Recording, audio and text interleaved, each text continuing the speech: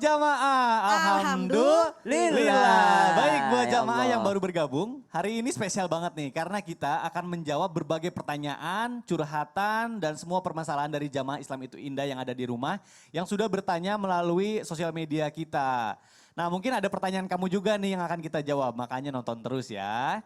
Baik, kita langsung aja insya Allah akan menjawab pertanyaan yang sudah masuk ke sosial media kita. Nah ini yang pertama, yang berikutnya dari email hasanlinamirnah@gmail.com. Ustadz, saya mau tanya, apa benar kalau apa yang telah kita lakukan di masa lalu itu akan terdampak buruk di masa depan kita? Karena ada yang bilang jika kita pernah menyakiti seseorang, disengaja maupun tidak disengaja, kata orang kita tidak akan bisa lepas dari kesusahan. Mohon penjelasannya Ustadz. Makasih, Assalamualaikum. Waduh pertanyaannya bagus sekali.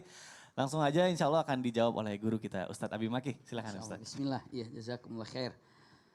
Subhanallah ketika pertanyaan ini disampaikan kepada kita, apakah kehidupan kita di masa yang akan datang sangat terkait dengan perilaku kita di masa yang lalu? Terutama kekeliruan kita kepada orang-orang. Apakah mungkin akan dirasakan oleh diri kita juga? Mungkin kalau orang kita bilang katanya apa karma katanya kan. Ya katanya. secara bahasanya demikian. Apakah hal itu seperti itu ada gitu ya. Tapi yang jelas dengan mengatakan kata-kata ini. Usikum wa iyaya nafsi bitaqwallah punten.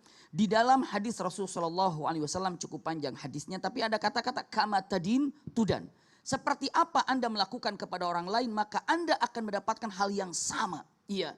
Jika Anda menyulitkan orang lain, maka Anda akan mendapatkan kesulitan. Tidak mendapatkan kesulitan di dunia, maka Anda akan mendapatkan kesulitan di akhirat. Ketika Anda mengejek orang lain, maka pun sebenarnya Anda saat itu sedang mengejek diri sendiri. Kenapa? Karena biasanya orang itu, punten, gajah di pelupuk mata tidak nampak, tapi kuman di seberang lautan saya nampak. Dia tidak mengira orang lain itu dihina sama dirinya, padahal dirinya pun adalah pantas untuk dihina oleh orang. Maka usikum wa iyaya nafsi bitaqwallah, usikum wa iyaya nafsi bitaqwallah, hati-hati dengan perilaku yang kita lakukan. Karena bisa jadi intinya, bisa jadi kita yang akan merasakannya gara-gara perilaku itu. Punten. Banyak sekali kisah tentang masalah ini. Saya hanya menyampaikan beberapa kisah dengan cepat saya sampaikan insya Allah. Jadi ada seorang laki-laki punten. Ini adalah merupakan hal yang tidak baik dan ini terjadi di Timur Tengah. Seorang laki-laki yang mana laki-laki ini subhanallah telah berbuat zina.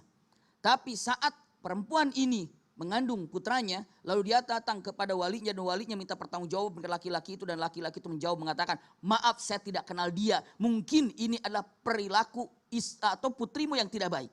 Na'udzubillah. Lalu saat itu dia pergi begitu saja. Tidak lama usikum wa iyaya nafsi bitaqwallah, adiknya diperlakukan yang sama oleh laki-laki yang lain. Maka dicari oleh kakaknya ditanya, kamu ini adalah orang yang telah melakukan perbuatan kepada adik perempuanku. Dia bilang mengatakan, maaf aku tidak kenal adikmu, cari mungkin bukan aku. Itu persis seperti itu. Tidak lama na'udzubillah dia sadar, ya Allah ini ada kekeliruanku karena aku mengatakan itu.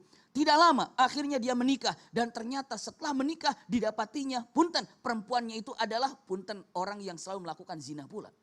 Dia bilang, ya Rob, aku ini ternyata mendapatkan hukuman dari Allah. Pertama adikku, yang kedua istriku ternyata bukan wanita solehah. Tapi dia sudah taubat. Dia katakan tolong jaga daripada kehormatanku. Aku ini sudah taubat. Baik, maka diterima dengan apa yang ada. Tapi walau bagaimanapun rasa sakit hati ada. Tapi dia ikhlas menerimanya atas dosa yang dia lakukan. Lalu dia punya anak perempuan. Sampai dikatakan perempuan ini kafalakil kamar atau kafalakil subuh. Masya Allah, dengan mengatakan perempuan itu begitu cantik anak wanita ini.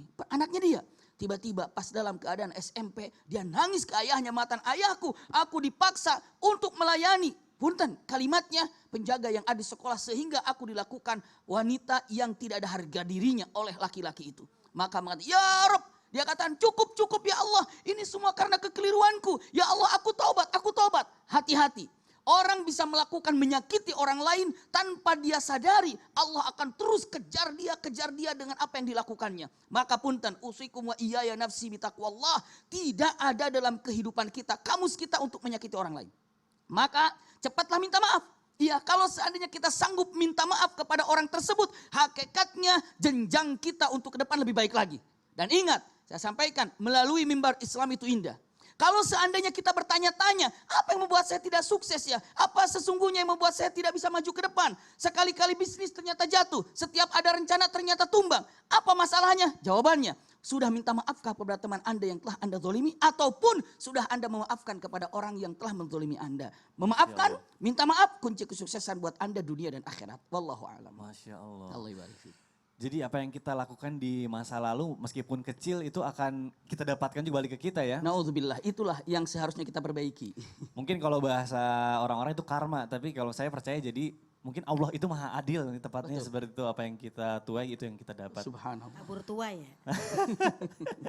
Baik, selanjutnya ada pertanyaan yang masuk ke Instagram Islam itu Indah. Ini